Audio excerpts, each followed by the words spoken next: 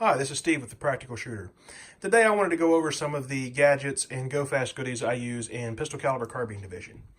I shoot PCC both in USPSA and in 3-gun.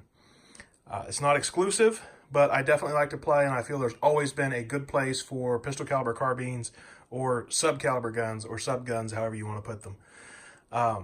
This is a gun that I've put together over the year, actually past 2 years. I'm making little tweaks just to get everything the way I liked it. So I started off, and I got this stock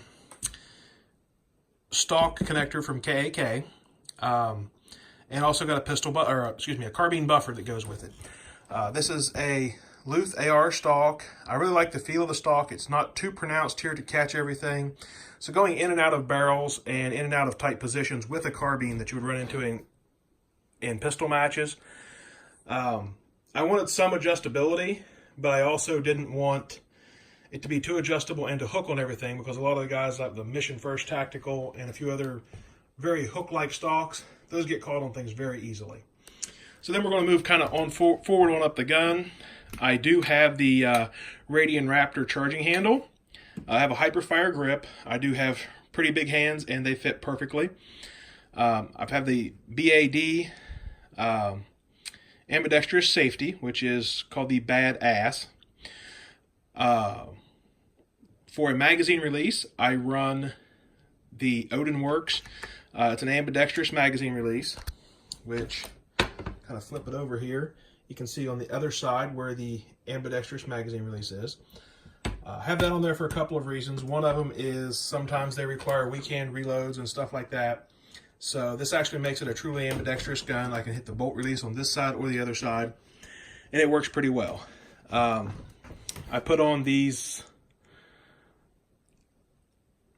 basically little grip pads. I think they're from Battle Arms Development. I have a HIPERFIRE Trigger and a Springer Precision magazine well. Of course, the SIG Romeo sights. I have some backup irons on it. Just if I want to take that scope off, or sight off, excuse me. And there are times when I feel that I'm faster with irons. So a lot of times, if it's allowed, I can remove that. I also have a Crimson Trace CMR, I think it's 206. This is a green laser, which is impossible to get confused with the red dot. I have a 14.5 inch in Lead We Trust barrel, and I believe this is a TTI comp that I had in Lead We Trust put on it. He said he had a compensator, made me a price on it, and I went ahead and just jumped on that. So that's pretty much it for the gun. I also have a couple of in Lead We Trust reduced power recoil springs, and the last thing is a Tac Com recoil buffer. I really thought it was a joke, that it would be kind of pointless. Tim Hubel with Tac Com USA told me, no, it really works. You got to try it. So you can call me a sucker, but I tried it and I like it. So that works out pretty well. I probably wouldn't have even tried it if it hadn't been for the fact that I wanted one of these awesome magazine couplers that Tim talked. I didn't really need any talking to get into this one. Together, it is 230 round magazines. And yes, it is kind of huge. It is a bit unwieldy at times, but at the same time, sorry about that, it holds 66 rounds. So we've got this cover that covers the feed lips on the bottom magazine. I've removed the spacer from the bottom of the 30 round mag, and it holds 66 rounds comfortably and loadably. I could probably get a couple of more in there, but once I got past 60, I just kind of giggled, because that's a ton of ammo. And then I have some Springer Precision base pads. This is my Springer Precision 50 round magazine here with the black base pads on it. It doesn't stick out nearly as terribly. Saves a few inches here. Actually, quite a few inches. And it's a little bit more wieldy in the gun.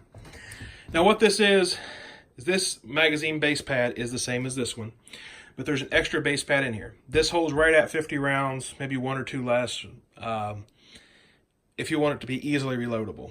Then I have my 40 round magazine. So what this is a plus 10, and part of that plus 10 is you have to remove the little spacer at the bottom. So you can make any 30 round magazine a 35 round magazine if you just cut that base pad, or base plate, excuse me, has a little piece that sticks up on it that prevents it from being overloaded.